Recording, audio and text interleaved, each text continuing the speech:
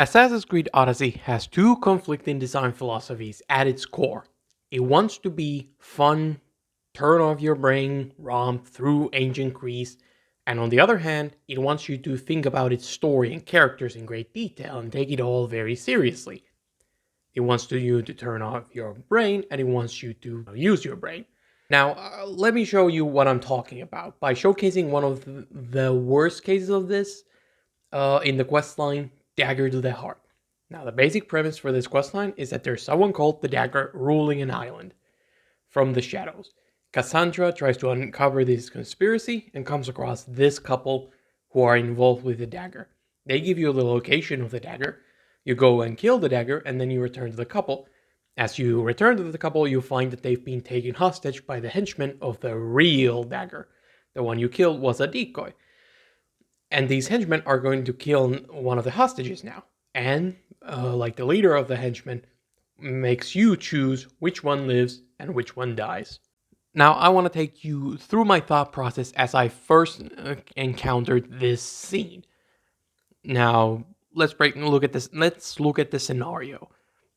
These two lovers have been taken hostage. Both are begging you to save the other. It's a pretty serious scene, and it's meant to be taken seriously. And it's like the natural cause of giving me a choice in a game. No matter how minor the choice, I will examine every single possible outcome, weigh the pros and cons as thoroughly as I can. That's what a choice does to me. It invites you to examine everything in the scene as logically as possible. And by this point, the game has taught you that the player choices matter, and you have probably faced serious choices by this point, from something like killing or sparing the wolf at this point. That was a serious scene, played for seriously, and you had to really think about your choices.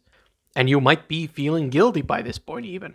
One of the first missions in the game has you breaking into a villa, and if you're caught during that mission, your allies, Marcos' villa is burnt down in retaliation, and I believe Marcos will berate the player for not thinking about the consequences.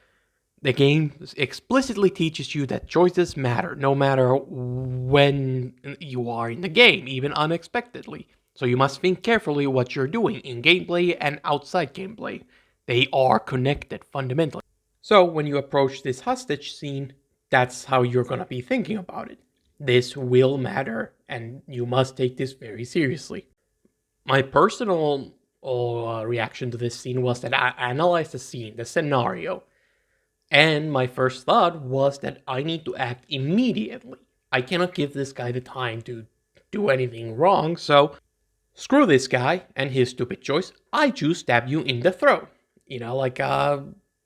But that's not possible in this scene.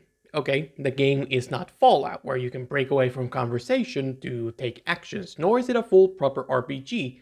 It's quite understandable, but frustrating, as my inability to make the choices I want creates a disconnect between me and the character and the story. It becomes harder to relate and to be there in the moment and take it all seriously when I'm just thinking to myself, like, this is what I want to do. That's what I want to do. And then choices do not let me. So I'm choosing like a second or third choice I would want to make if it's even up that high. And far more outrageous, I look around in the scene as, I've been invited to look at the scene and think logically. All I can think about is that it would be insanely easy to do what I want to do. Cassandra, at least on my first playthrough, is not represented in the footage, as this is just quick footage I had to find, had the ability to teleport and take down like 3 enemies in a blink of an eye without them being able to do anything about it. I'd been doing it for hours at this point, so I know it's possible. I know she can do that shit. I could sporting kick one of the guards away from the hostages and defend them during the fight. I could ground pound and send everyone flying, stunning the enemies, and that would buy me enough time to deal with the enemies. Again, I know how this works because I've been doing it the entire time.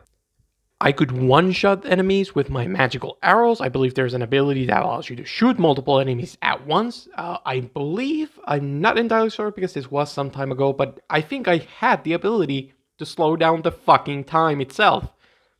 So, my point is that it's like Cassandra could have saved both of these hostages in my game. Very easily, in fact. It wasn't even like, oh, that's like a bit of a stretch. It's like, no, it's like, she can. Like, absolutely she can, because I've been doing it for 10 hours. Honestly, I probably face harder cases than this. There is no reason why she couldn't do it. She just cannot. There's an arbitrary, like, you can't. The game invited me to analyze the situation and think about it, but it didn't itself bother to do that. It didn't go through these possibilities and think ahead for it. It didn't give a reason why I can't do that. Don't think about it, but here's a Sophie's choice. Think and choose.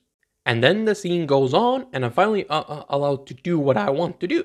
I can choose, screw you, I choose neither, which is great. I'm itching, I'm ready to jump into action and save them. It took a little while, but I'm fine.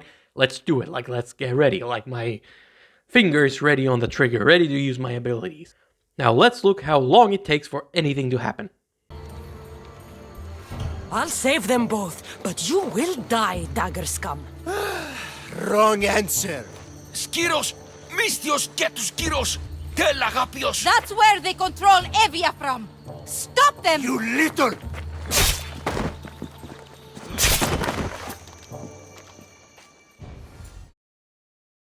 Oh no.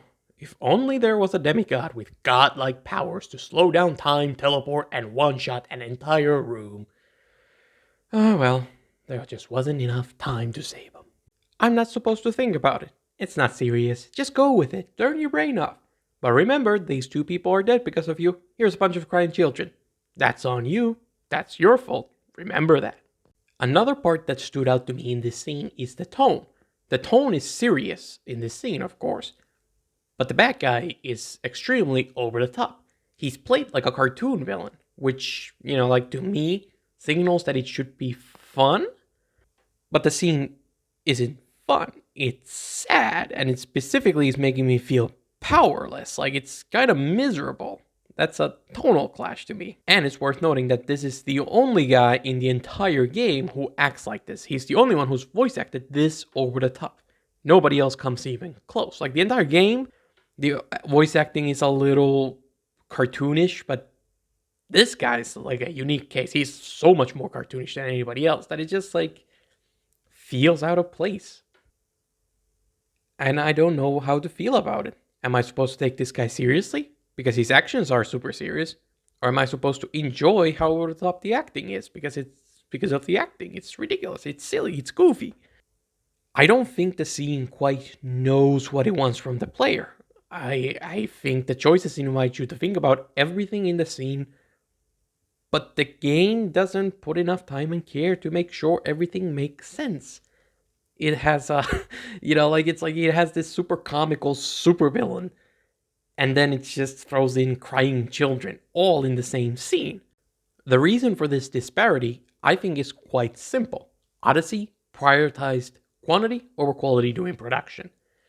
I'd imagine in order to achieve such an insane amount of quest lines in the game, which is an impressive amount of quest lines, don't get me wrong. But in order to achieve that, the developers didn't have much time to refine any of the quest lines.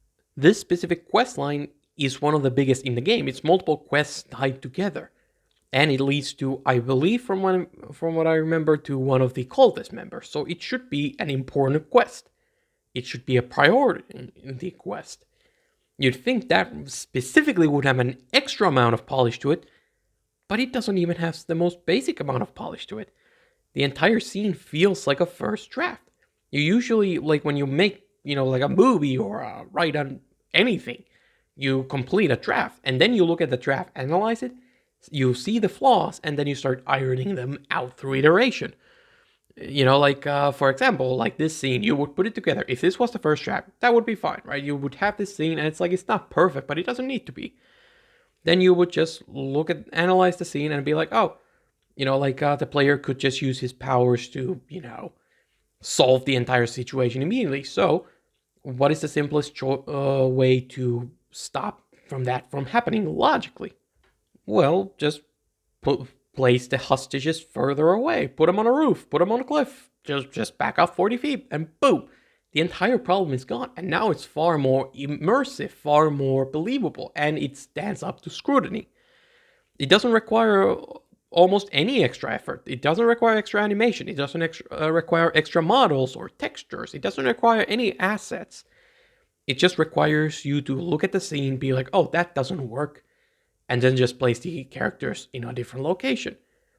That would take some time, but it's a pretty minimal amount of time.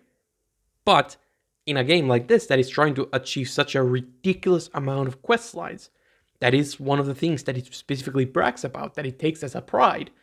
It has an insane amount of quest lines. In order to achieve that, even like doing a second draft of a quest line would basically mean having one less quest line in another corner of the game. And the game, every single time, chose to have that extra quest line in there instead of making a single quest better. And this is the source of Odyssey's biggest problem, at least I believe. I'm not part of the development team. This is just a pure guess.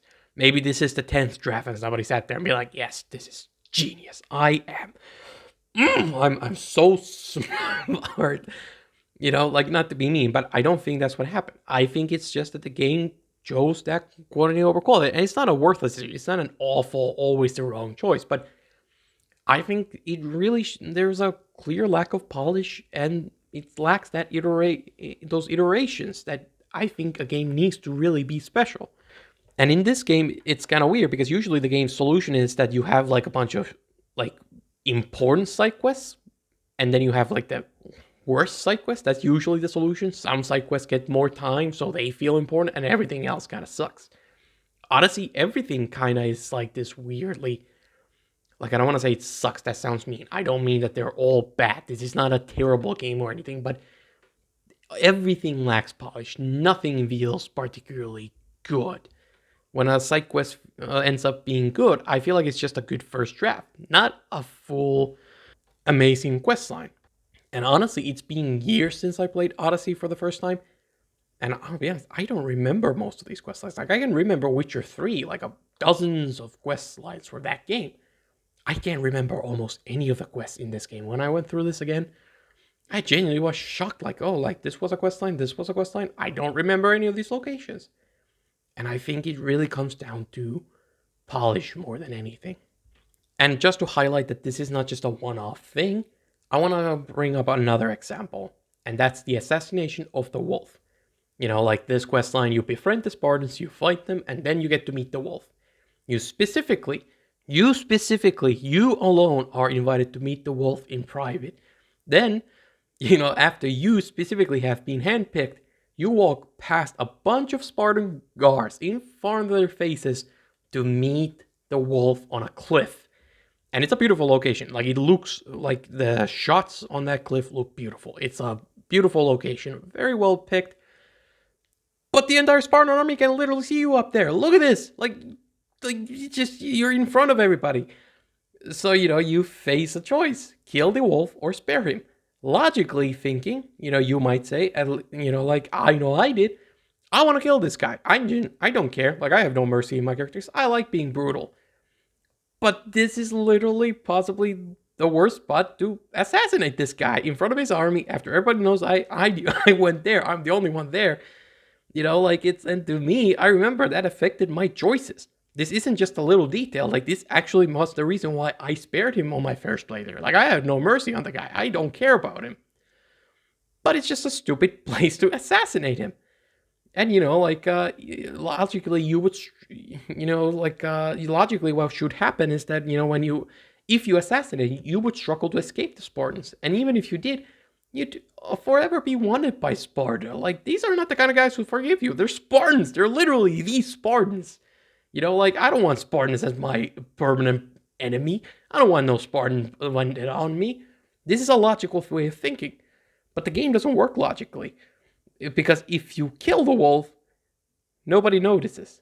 You know, like, that one guy will accidentally walk on you and accidentally fall off a cliff, but nobody else notices. The army doesn't come after you. Like, you can stare at them. You can go down there with them. They don't care. You don't become an infamous assassin or nothing. You know, like, there's, I feel like 2 or 3 individual scenes where some individual guy might confront you about it, but these are super minor scenes, and it happens very rarely. for such a serious action, it's just not logical. It makes no damn sense. And the game just seems to kind of forget about this entire choice happening. Like, it just like gives you the choice and it's like, haha, think about that. But then it just kind of forgets that it ever asked you about it. The game expects you to treat it seriously, but the game isn't itself, thinking about the consequences through. Like it's ends up feeling a very empty choice. You feel, at least I felt personally, very cheated when I made these choices. Like, I could have just killed him and, been fine. I didn't, because I expected more. And I don't think it's unfair for me to expect the game, to do better. I don't think you can say, oh, just turn off your brain. I don't think that's an excuse when you specifically put in choices and consequences. And you teach me in a tutorial, just so you know, you can't go in your brains off, there's going to be consequences. And that's just contradictory. I feel like the game itself contradicts itself. Odyssey has an identity crisis. It's not just conflicted about being an Assassin's Creed title or an original RPG, as many people say, but the crisis is in its tone and design. It wants to be a goofy, lighthearted fun, and that's probably when the game is at its best, but then it will throw difficult choices in your way. It will kill off children and treat it like a very serious scene. It will, sprinkle crying children on top of everything. It wants you to take it seriously and think about the consequences, but it doesn't take itself seriously enough to do the same. And I personally feel cheated by that.